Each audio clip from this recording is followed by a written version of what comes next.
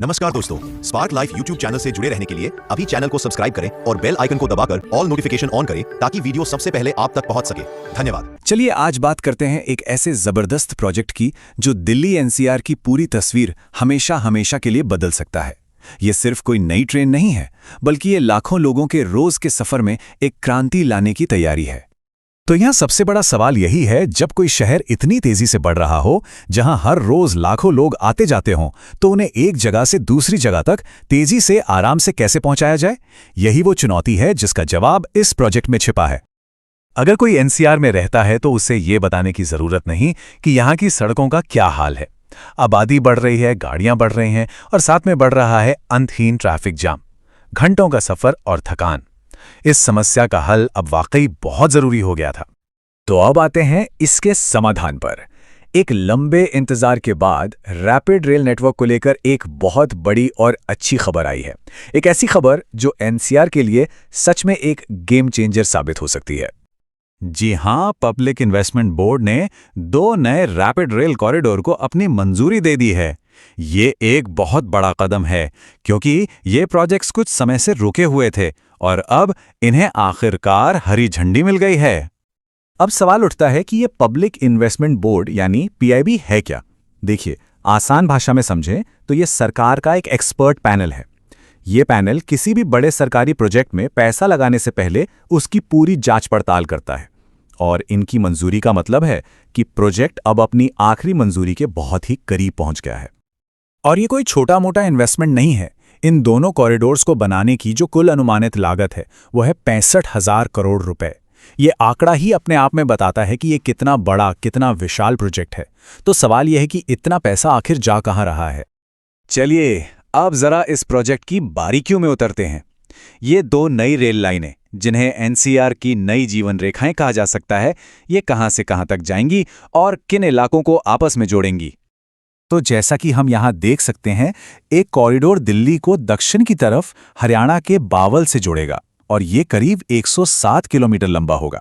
वहीं दूसरा कॉरिडोर उत्तर की तरफ दिल्ली को करनाल से जोड़ेगा, जिसकी लंबाई 136 किलोमीटर होगी। और एक मजेदार बात देखिए, दोनों की लागत भी लगभग बराबर ही है, करीब 32 से 33,000 करोड़ रुपए। अगर हम दक्षिण वाले दिल्ली बावल कॉरिडोर की बात करें तो ये सराय काले खां से शुरू होगा और ये नेशनल हाईवे 8 के साथ साथ चलेगा, जिससे मानेसर जैसे बड़े बड़े इंडस्ट्रियल हब सीधे दिल्ली से जुड़ जाएंगे। सोचिए, इससे यहाँ की इंडस्ट्री और वहाँ काम करने वाले लोगों को कितना जबरदस्त फायदा होने वाला है। अब आते हैं उत्तर की ओर जाने वाले कॉरिडोर पर। यह भी सराय काले खां से ही शुरू होगा और हरियाणा के बड़े शहरों जैसे सोनीपत और पानीपत को सीधा दिल्ली से कनेक्ट करेगा। जरा सोच कर देखिए, उन लाखों लोगों के लिए यह कितनी बड़ी राहत होगी जो रोज इन शहरों से दिल्ली काम के लिए आते जाते हैं। लेकिन इस प्रोजेक्ट की सबसे दिलचस्प बात सिर्फ इसकी स्पीड या कनेक्टिविटी नहीं है, बल्कि इसे बनाने और इसके आसपास के इलाकों को विकसित करने के लिए जो तरीके अपनाए जा रहे हैं वो बहुत ही नए और स्मार्ट हैं। पुराने ढर्रे से हटकर ये पूरा प्रोजेक्ट 2 नए और मॉडर्न आइडियाज पर काम कर रहा है। ये आइडियाज न सिर्फ प्रोजेक्ट को पैसे के मामले में मजबूत बनाते हैं, बल्कि इस शहर के विकास को भी एक सही और नई दिशा देते हैं। पहला मॉडल है वैल्यू कैप्चर फाइनेंसिंग।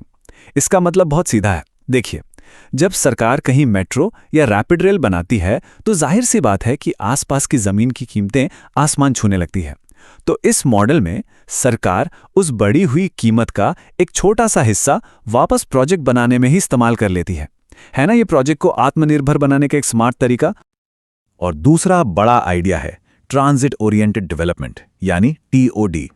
इसका सीधा सा मतलब है कि रैपिड रेल के स्टेशनों के एकदम आसपास ही ऐसे शहर बसाए जाएं जहां घर, ऑफिस, दुकानें, बाजार सब कुछ पैदल की दूरी पर हो। और ये टीओडी मॉडल इतना जरूरी क्यों है? क्योंकि इससे ऐसे शहर बनते हैं जहां लोगों को पैदल चलने में मजा आता है, अपनी गाड़ी निकालने की जरूरत कम पड़ती है और शहर का विकास बेतरतीब तरीके से फैलने के बजाय प्लान्ड तरीके से होता है। मतलब ये सिर्फ ट्रेन लाइनें बिछाना नहीं है, बल्कि एक बेहतर जिंदगी बनाने का पूरा प्लान है। तो चलिए अब थोड़ा आगे का सोचते हैं। इन विशाल प्रोजेक्ट्स का लाखों लोगों की जिंदगी और पूरे इलाके पर आखिर असर क्या होगा? चलिए इसके असर को परत दर परत समझते हैं। देखिए, इसका असर एक चेन रिएक्शन की तरह होगा। सबसे पहले लोग पूरे एनसीआर में बहुत आसानी से और बहुत तेजी से आ जा सकेंगे। जब ज़्यादा लोग ट्रेन से सफ़र करेंगे तो जाहिर है सड़कों पर गाड़ियों का बोझ कम होगा, ट्रैफिक घटेगा। इससे बड़े बड़े इंडस्ट्रियल और रिहायशी इलाके एक दूसरे के करीब आ जाएंगे। और जब ये सब होगा तो पूरे इलाके की आर्थिक तरक्की को एक नई रफ्तार मिलेगी। और ये सिर्फ बातें नहीं है, ये एक कमिटमेंट है। ये दिखाता है कि एनसीआर के इंफ्रास्ट्रक्चर को बदलने के लिए कितनी गंभीरता से काम हो रहा है।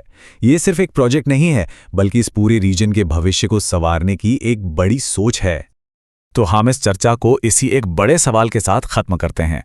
क्या ये नया रैपिड रेल नेटवर्क सिर्फ आने जाने का एक और जरिया बनकर रह जाएगा, या ये वाकई एनसीआर में लोगों के रहने, काम करने और जीने के तरीके को हमेशा के लिए बदल देगा? इसका जवाब तो खैर आने वाला वक्त ही देगा। हमारे साथ इस पूरे मामले को समझने के लिए शुक्रिया।